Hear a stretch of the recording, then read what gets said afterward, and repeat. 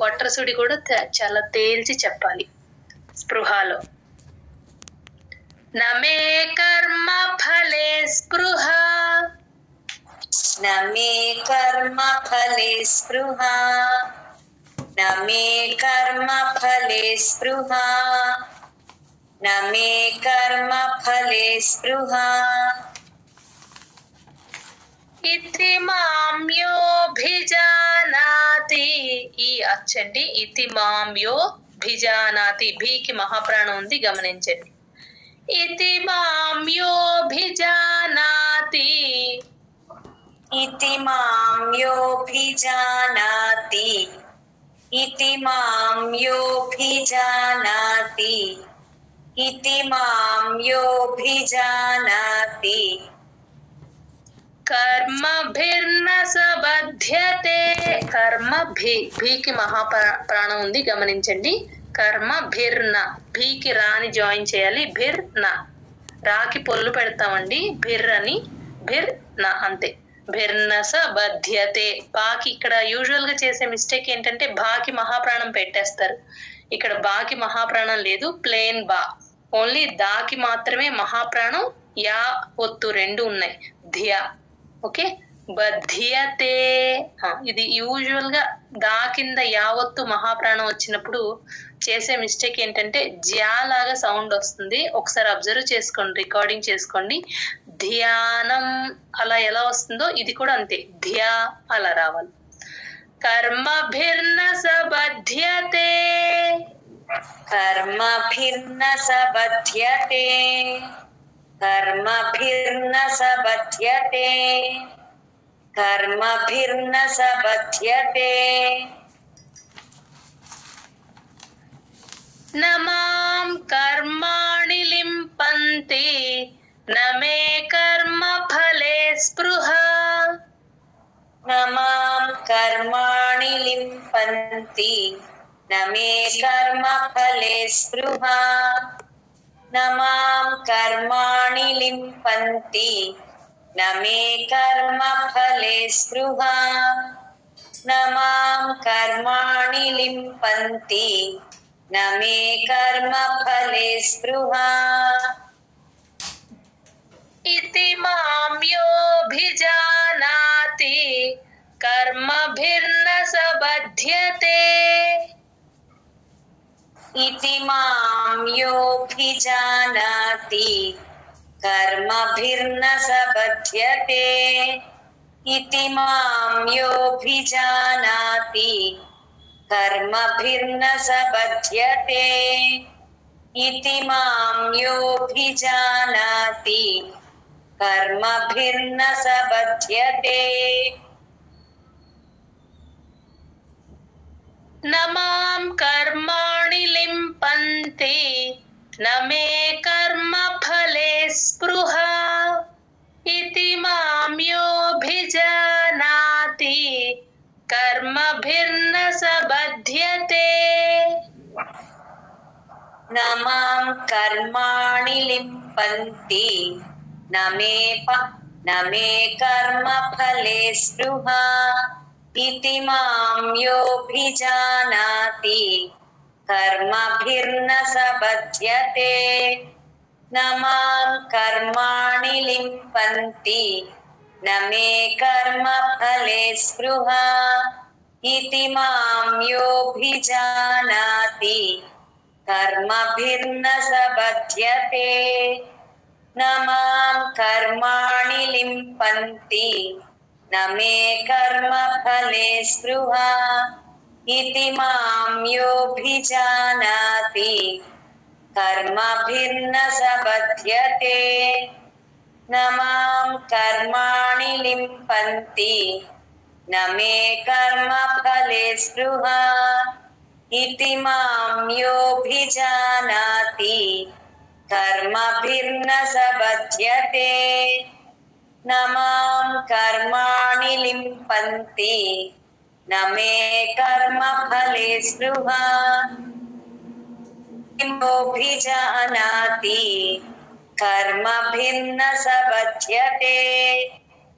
न मां कर्माणि लिम्पन्ति न मे कर्मफले स्पृहा इति मां योऽभिजानाति कर्मभिर्न स बध्यते न मां कर्माणि लिम्पन्ति न मे कर्मफले स्पृहा इति मां योऽभिजानाति कर्मभिर्न स बध्यते. జగదత్తమన్ 15వ శ్లోకం, శ్లోక నెంబర్ 15. ఏవం జ్ఞాత్వా కృతం కర్మ. ఏ అచ్చులో ఏ అండి, ఇంగ్లీష్ లెటర్లో ఫస్ట్ లెటర్ ఏ లాగా, ఏ ఎలా చెప్తామో అలా చెప్తే అది కంఠంలో నుంచి వస్తుంది. ఏవం అంతే. ఏవం జ్ఞాత్వ, అజ్ఞా GNYA, జ్ఞా దీర్ఘం ఉంది గమనించండి. జ్ఞాత్వ, అజ్ఞాకి తాని జాయిన్ చేసి చెప్పాలి. జ్ఞాత్వ అనేస్తారు యూజువల్ గా అందరూ, అలా అనకూడదు. జ్ఞాకి తాని జాయిన్ చేసి జ్ఞాత్ అని పట్టుకుని ఒక్కసారి ఉంచితే ఆ వావ్ కూడా క్లియర్ గా వినిపిస్తుంది. జ్ఞాత్వ, తా కింద వావత్తు కూడా వినిపించాలి. జ్ఞాత్వ కృతం, కృ తేల్చి చెప్పాలి. కృతం కర్మ. ఏవం జ్ఞాత్వా కృతం కర్మ. ఏవం జ్ఞాత్వా కృతం కర్మ. ఏవం జ్ఞాత్వా కృతం కర్మ. ఏవం జ్ఞాత్వా కృతం కర్మ. పూర్వైరపి ముముక్షుభిః. పూర్వై, రా కింద ఐకారం, పూర్ ప్లస్ వై, పూర్వై. రాకి ఐత్వం ప్లస్ వావత్తు రెండు వినిపించాలండి. పూర్ ప్లస్ వై, పూర్వై రపి.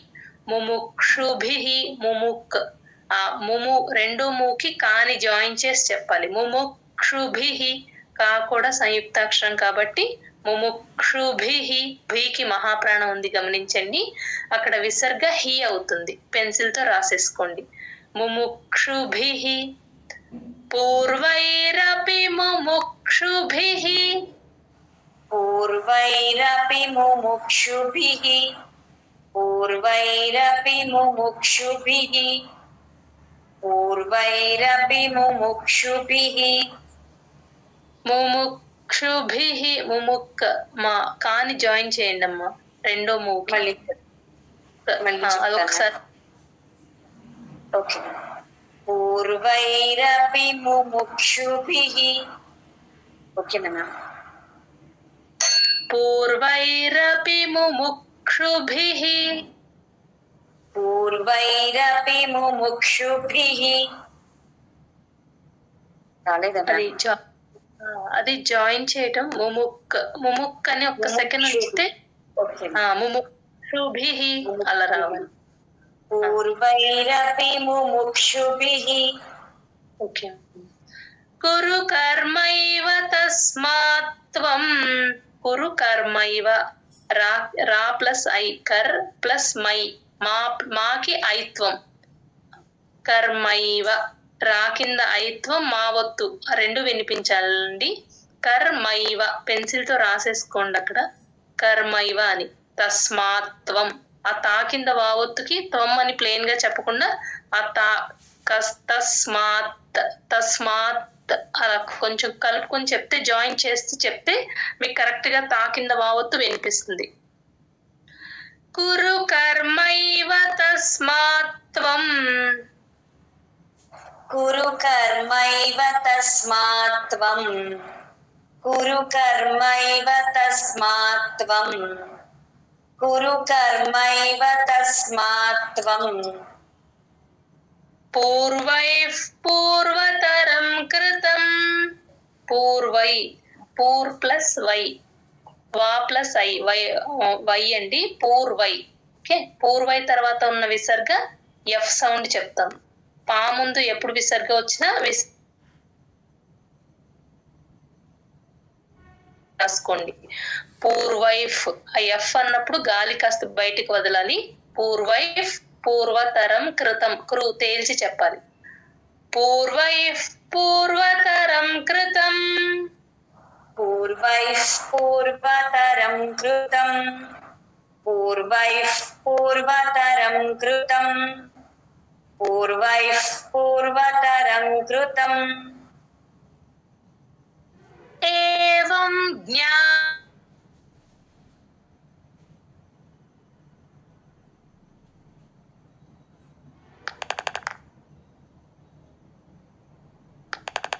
कर्म पूर्वैरपि मुमुक्षुभिः एवं ज्ञात्वा कृतं कर्म पूर्वैरपि मुमुक्षुभिः एवं ज्ञात्वा कृतं कर्म पूर्वैरपि मुमुक्षुभिः कुरु कर्मैव तस्मात् त्वं పూర్వైః పూర్వతరం కృతం. ఇక్కడ లాస్ట్ ముముక్షు భీకి కాస్త మహాప్రాణం తగ్గినట్టు అనిపించిందమ్మా చివర్లో. ఒకసారి తర్వాత ఈసారి చెప్పినట్టు చూసుకోండి. ఓకే. కురు కర్మైవ తస్మాత్ త్వం పూర్వైః పూర్వతరం కృతం కురు కర్మైవ తస్మాత్ త్వం పూర్వైః పూర్వతరం కృతం కురు కర్మైవ తస్మాత్ త్వం పూర్వైః పూర్వతరం కృతం ఏవం జ్ఞాత్వా కృతం కర్మ పూర్వైరపి ముముక్షుభిః కురు కర్మైవ తస్మాత్ త్వం పూర్వైః పూర్వతరం కృతం. ఏవం జ్ఞాత్వా కృతం కర్మ పూర్వైరపి ముముక్షుభిః కురు కర్మైవ తస్మాత్ త్వం పూర్వైః పూర్వతరం కృతం ఏవం జ్ఞాత్వా కృతం కర్మ పూర్వైరపి ముముక్షుభిః కురు కర్మైవ తస్మాత్ త్వం పూర్వైః పూర్వతరం కృతం ఏవం జ్ఞాత్వా కృతం కర్మ పూర్వైరపి ముముక్షుభిః కురు కర్మైవ తస్మాత్ త్వం పూర్వైః పూర్వతరం కృతం ఏవం జ్ఞాత్వా కృతం కర్మ పూర్వైరపి ముముక్షుభిః కురు కర్మైవ తస్మాత్ త్వం పూర్వైః పూర్వతరం కృతం ఏవం జ్ఞాత్వా కృతం కర్మ పూర్వైరపి ముముక్షుభిః కురు కర్మైవ తస్మాత్ త్వం పూర్వైః పూర్వతరం కృతం ఏవం జ్ఞాత్వా కృతం కర్మ పూర్వైరపి ముముక్షుభిః కురు కర్మైవ తస్మాత్ త్వం పూర్వైః పూర్వతరం కృతం ఏవం జ్ఞాత్వా కృతం కర్మ పూర్వైః మ్యామ్ జై. ఏవం జ్ఞాత్వా ఆ తా కింద వావత్తుని జ్ఞాకి జాయిన్ చేసి చెప్పండి. జ్ఞాత్వా ఇప్పటి వరకు కలపలేదా మ్యామ్? ఇప్పుడు కలిపి మధ్యలో ఒకసారి మిస్ అయింది. Okay okay ma'am. ఏవం ఏవం జ్ఞాత్వా కృతం కర్మ పూర్వైరపి ముముక్షుభిః కురు కర్మైవ తస్మాత్ త్వం పూర్వైః పూర్వతరం కృతం ఏవం జ్ఞాత్వా కృతం కర్మ పూర్వైరపి ముముక్షుభిః కురు కర్మైవ తస్మాత్ త్వం పూర్వైః పూర్వతరం కృతం ఏవం జ్ఞాత్వా కృతం కర్మ పూర్వైరపి ముముక్షుభిః కురు కర్మైవ తస్మాత్ త్వం పూర్వైః పూర్వతరం కృతం జగదత్త మ్యామ్ ఓకేనా మ్యామ్? మరొకసారి చెప్పరా మ్యామ్? లేదమ్మా, కరెక్ట్ గా వచ్చింది. 16వ శ్లోకం, శ్లోక నెంబర్ 16. కిం కర్మ కిమ కర్మేతి. కిం కర్మ, ఎం సౌండ్ ఏనండి అక్కడ. కిం కర్మ కిమ కర్మేతి అంతే, తీకి దీర్ఘం లేదు, గమనించండి. కిం కర్మ కిమ కర్మేతి. కిం కర్మ కిమ కర్మేతి. కిం కర్మ కిమ కర్మేతి. కిం కర్మ కిమ కర్మేతి. కవయోప్యత్ర మోహితాః. యోకి పాని జాయిన్ చేసి చెప్పాలి. పా కింద యావత్తుంది కదా. కవయోప్యత్ర, యాకి కూడా తాని జాయిన్ చేసి చెప్పాలి. ఆ తా కింద రకారం క్లియర్ గా వినిపించాలి. ఇక్కడ ప్యత్ర, ఇది కొంచెం అందరూ గమనించండి. ప్యత్ర అనే వదిలేస్తారు, అలా చెప్పకూడదమ్మా. కవయోప్యత్ర, ఆ యావత్తు వినిపించాలి, తా కింద రకారం రెండు వినిపించేటట్టు చెప్పాలి. కవయోప్యత్ర, ఓకేనా. కవయోప్యత్ర మోహితాః. కవయోప్యత్ర మోహితాః. కవయోప్యత్ర మోహితాః. కవయోప్యత్ర మోహితాః. తత్తే కర్మ ప్రవక్ష్యామి. తత్తే, తా కింద తావొత్తుందండి. తాకి తాని జాయిన్ చేసి చెప్తే కరెక్ట్ గా తావొత్తు వినిపిస్తుంది. తత్తే కర్మ ప్రవక్ష్యామి, ఆ కర్మకి పాని, మాకి పాని జాయిన్ చేసి చెప్పాలి. కర్మ అని తీసుకోవాలి. కర్మ ప్రవక్ష్యామి. ఆ క్షా కింద యావత్తు వదిలేస్తారు, క్షామి అనే చెప్తారు. యూజువల్ గా క్షా కింద యావత్తు ఎప్పుడు వచ్చినా సరే దాన్ని అండర్లైన్ చేసుకొని యా వినిపించాలి. ప్రవక్ష్యామి అలా చెప్పాలి. తత్తే కర్మ ప్రవక్ష్యామి. తత్తే కర్మ ప్రవక్ష్యామి. తత్తే కర్మ ప్రవక్ష్యామి. తత్తే కర్మ ప్రవక్ష్యామి.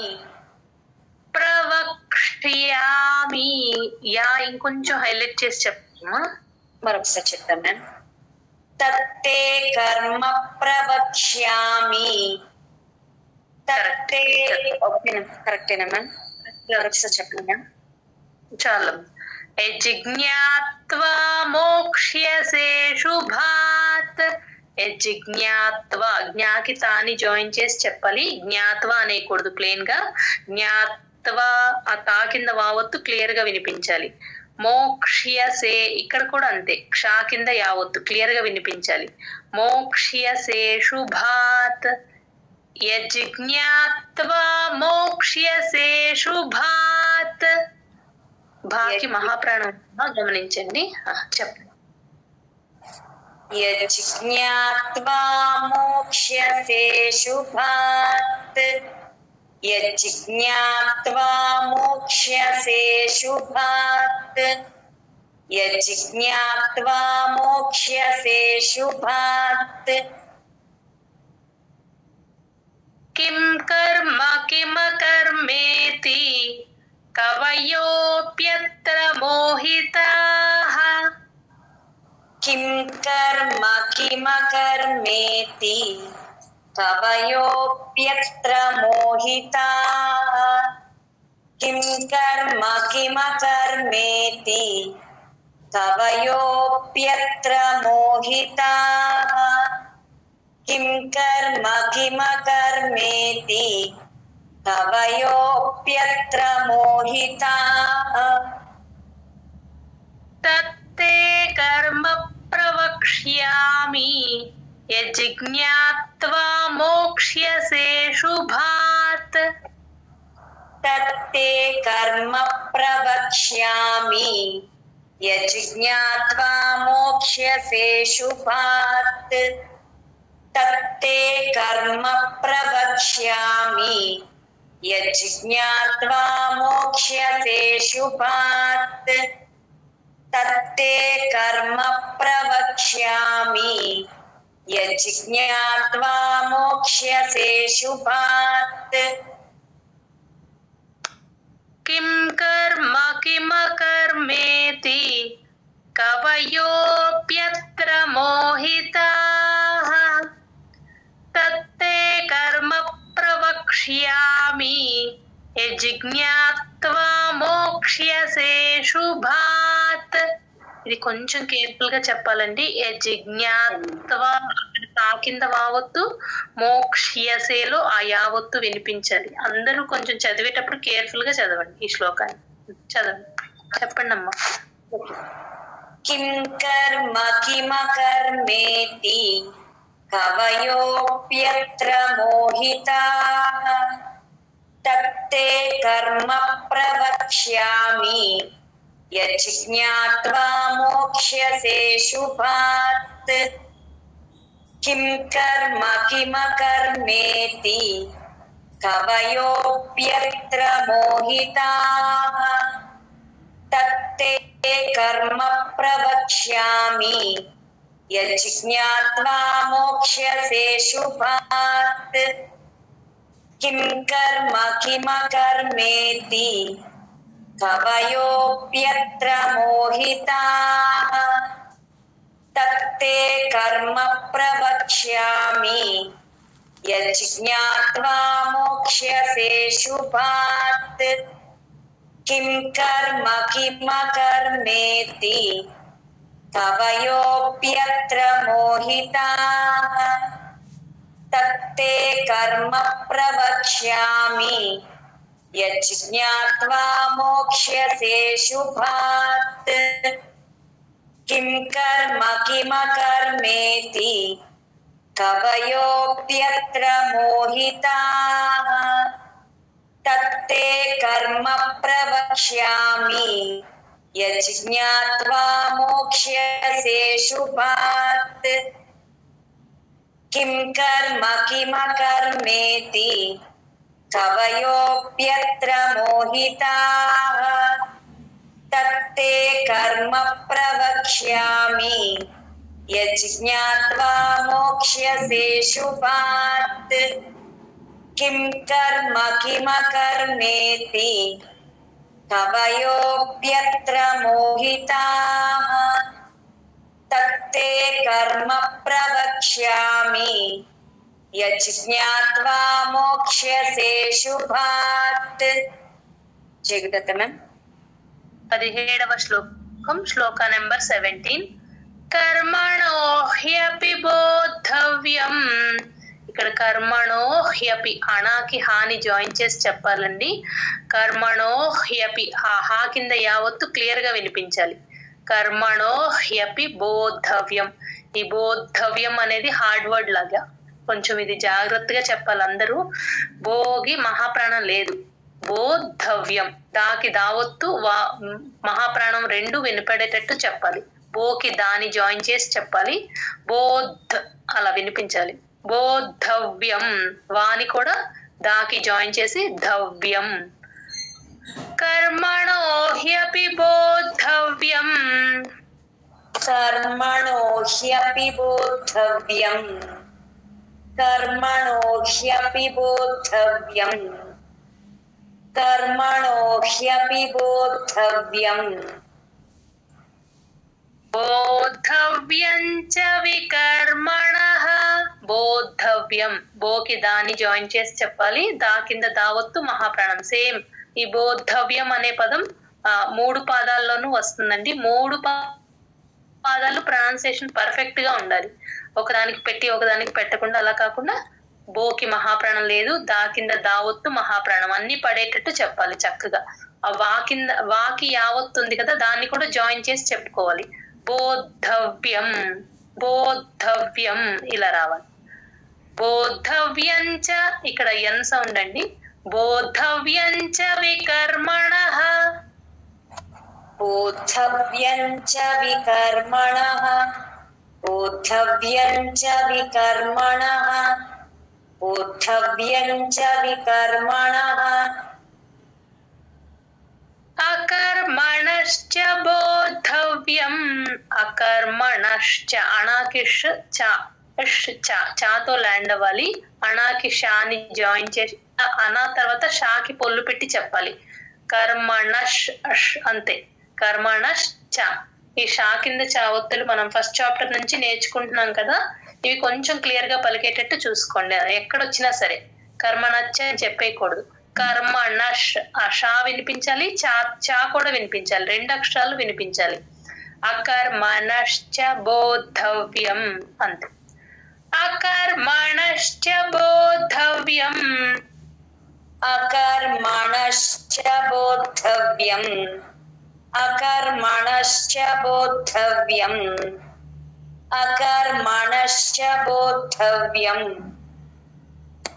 గహనా కర్మణో గతిః.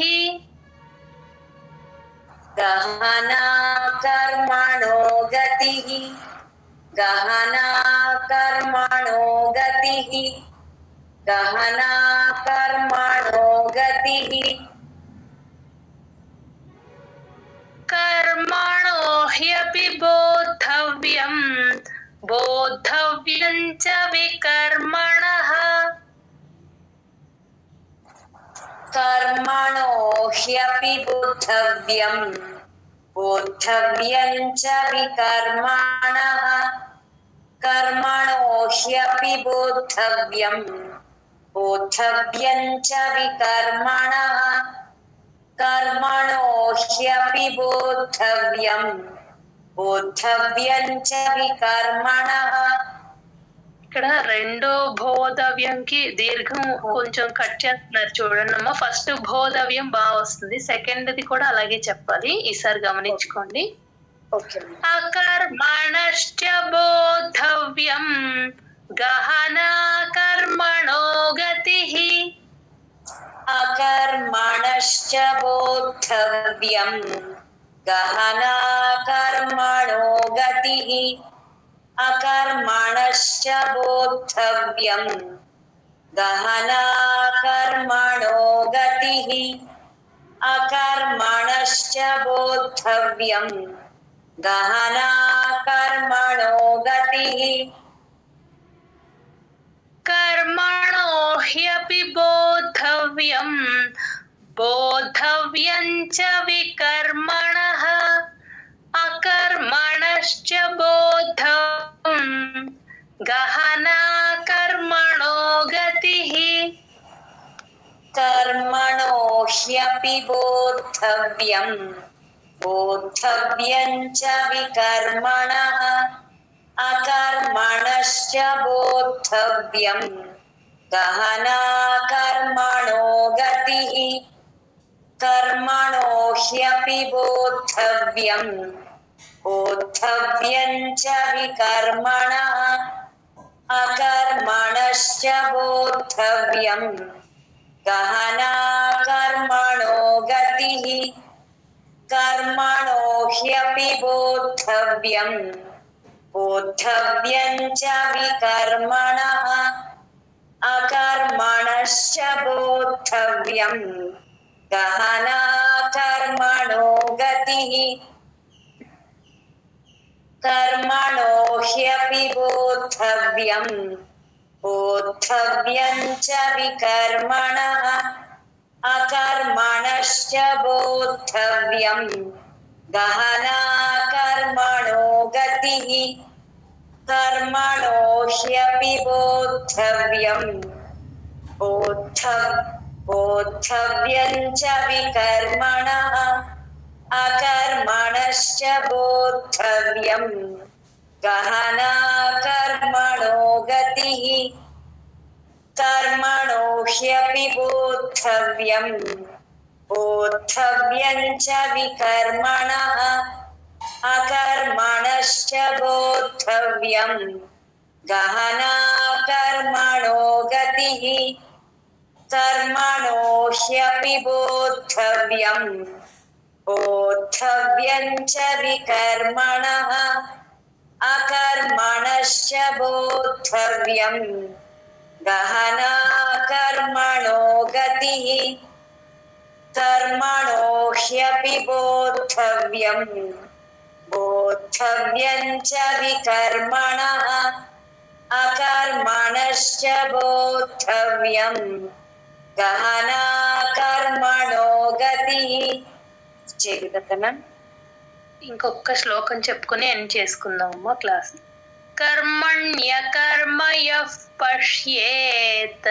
కర్మణ్య అణా కింద యావత్తు, కర్మణ్య కర్మ యఫ్, యా తర్వాత ఉన్న విసర్గ ఎఫ్ సౌండ్. పా ముందు విసర్గ ఎప్పుడు వచ్చినా సరే ఎఫ్ సౌండ్ చెప్తాం. కర్మణ్య కర్మ యఫ్ పశ్యేత్. ఆ షా కింద యావత్తు కూడా క్లియర్ గా వినిపించాలి. పశ్యేత్. ఆ తా సగం మంది చెప్పరు, పశ్యేత్ అని వదిలేస్తారు. తా కూడా వినపడేటట్టు పలకాలి. కర్మణ్య కర్మయః పశ్యేత్. కర్మణ్య కర్మయః పశ్యేత్. కర్మణ్య కర్మయః పశ్యేత్. కర్మణ్య కర్మయః పశ్యేత్. కొంచెం వాటర్ తాగుతారు. తీసుకున్నాను. అకర్మణి చ కర్మయః. అకర్మణి అణాకి గుడి ఉందండి. కర్మణి అణా క్లియర్ గా పలకాలి. అకర్మణి చ కర్మయః అంతే. అకర్మణి చ కర్మయః. అకర్మణి చ కర్మయః. అకర్మణి చ కర్మయః. అకర్మణి చ కర్మయః. సబుద్ధిమాన్ మనుష్యేషు. సబుద్ధి దా కింద దావత్తు మహాప్రాణం. భూకి దాన్ని జాయిన్ చేసుకొని చెప్పాలి. బుద్ధిమాన్. భూకి మహాప్రాణం పెట్టేస్తారు, గమనించుకోండి. ఓన్లీ దాకే పెట్టాలి, బుద్ధి అంతే. బుద్ధిమాన్ మనుష్యేషు. ఆ షా కింద యావత్తు క్లియర్ గా వినిపించాలి. అది ముద్ద షా, షణ్ముఖ షా. అది షేషు రెండు షణ్ముఖ షాలే, గమనించండి. ఇక్కడ షేషు అంతే, కట్ చేయాలి. షేషు అలా ట్యూన్ కోసం మాత్రం దీర్ఘాలు పెట్టకూడదు మధ్యలో. సబుద్ధిమాన్ మనుష్యేషు. సబుద్ధిమాన్ మనుష్యేషు. సబుద్ధిమాన్ మనుష్యేషు. సబుద్ధిమాన్ మనుష్యేషు. సయుక్తః కృత్స్న కర్మ కృత్. సయుక్తః యుక్త పక్కన విసర్గ హెచ్ సౌండ్ అండి. కా ముందు విసర్గ ఎప్పుడు వచ్చినా విసర్గ సగమే పలుకుతాం. యుక్తః అహ్ అని పలుకుతాం అన్నమాట. హెచ్ అని రాసేసుకోండి అక్కడ విసర్గ పైన. సయుక్తః కృత్స్న. కృత్ ప్లస్ స్న. కృత్స్న. క్రూ తేల్చి చెప్పాలి. కృత్ తాకి పొల్లు పెడతాం. కృత్ స్న. సా కింద నా వద్దు. యూజువల్ గా కృష్ణ అనేస్తారు, తా వదిలేస్తారు. ఇక్కడ గమనించుకోండి. కృత్ స్న, కృత్ స్న అన్ని వినపడాలి. తా కింద సావత్తు నావత్తు రెండు వినపడేటట్టు చెప్పాలి. కర్మకృత్. సయుక్తః కృత్స్న కర్మకృత్ అంతే. సయుక్తః కృత్స్న కర్మకృత్. సయుక్తః కృత్స్న కర్మకృత్. సయుక్తః కృత్స్న కర్మకృత్. సయుక్తః కృత్స్న కర్మకృత్. కర్మణ్య కర్మయః పశ్యేత్. అకర్మణి చ కర్మయః. కర్మణ్య కర్మయః పశ్యేత్. అకర్మణి చ కర్మయః. కర్మణ్య కర్మయః పశ్యేత్. అకర్మణి చ కర్మయః. కర్మణ్య కర్మయః పశ్యేత్. అకర్మణి చ కర్మయః. సబుద్ధిమాన్ మనుష్యేషు. సయుక్తః కృత్స్న కర్మకృత్. సబుద్ధిమాన్ మనుష్యేషు. సయుక్తః కృత్స్న కర్మకృత్. సబుద్ధిమాన్ మనుష్యేషు. సయుక్తః కృత్స్న కర్మకృత్. సబుద్ధిమాన్ మనుష్యేషు. సయుక్తః కృత్స్న కర్మకృత్. సయుక్తః ఆహా ఇంకొంచెం వినపడాలమ్మా. సయుక్తః ఇంకొకసారి సయుక్తః. సబుద్ధిమాన్ మనుష్యేషు. సయుక్తః కృత్స్న కర్మకృత్. कर्मण्यकर्म यः पश्येत् अकर्मणि च कर्म यः स बुद्धिमान् मनुष्येषु स युक्तः कृत्स्न कर्म कृत् कर्मण्यकर्म यः पश्येत् अकर्मणि च कर्म यः स बुद्धिमान् मनुष्येषु स युक्तः कृत्स्न कर्म कृत् कर्मण्यकर्म यः पश्येत् अकर्मणि च कर्म यः स बुद्धिमान् मनुष्येषु स युक्तः कृत्स्न कर्म कृत् कर्मण्यकर्म यः पश्येत् अकर्मणि च कर्म यः स बुद्धिमान् मनुष्येषु स युक्तः कृत्स्न कर्म कृत् कर्मण्यकर्म यः पश्येत् अकर्मणि च कर्म यः स बुद्धिमान् मनुष्येषु स युक्तः कृत्स्न कर्म कृत् कर्मण्यकर्म यः पश्येत् अकर्मणि च कर्म यः स बुद्धिमान् मनुष्येषु स युक्तः कृत्स्न कर्म कृत् कर्मण्यकर्म यः पश्येत् अकर्मणि च कर्म यः स बुद्धिमान् मनुष्येषु स युक्तः कृत्स्न कर्म कृत् कर्मण्यकर्म यः पश्येत् अकर्मणि च कर्म यः स बुद्धिमान् मनुष्येषु स युक्तः कृत्स्न कर्म कृत् कर्मण्यकर्म यः पश्येत् अकर्मणि च कर्म यः स बुद्धिमान् मनुष्येषु स युक्तः कृत्स्न कर्म कृत् जय गुरुदत्त मैम జై గురుదత్తమ్మ బాగా రిపీట్ చేస్తారు జై గురు मैम కావ్య గారు జై గురుదత్త वीतरागभयक्रोधाः मन्मया मामुपाश्रिताः बहवो ज्ञानतपसा पूता मद्भावमागताः ये यथा मां प्रपद्यन्ते तांस्तथैव भजाम्यहम् मम वर्त्मानुवर्तन्ते मनुष्याः पार्थ सर्वशः काङ्क्षन्तः कर्मणां सिद्धिं यजन्त इह देवताः क्षिप्रं हिम పాజ్ ఇవ్వండి అమ్మ.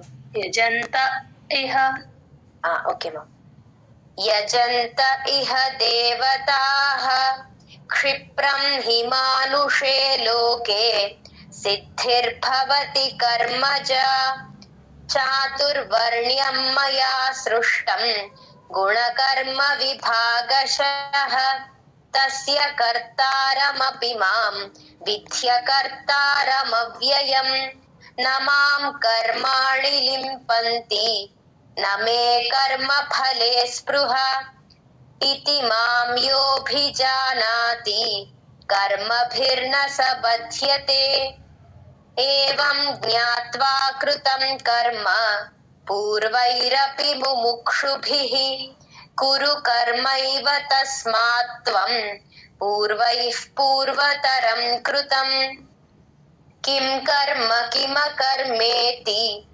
कवयोऽप्यत्र मोहिताः तत्ते कर्म प्रवक्ष्यामि यज्ञात्वा मोक्ष्यसे शुभात् कर्मणो ह्यपि बोद्धव्यं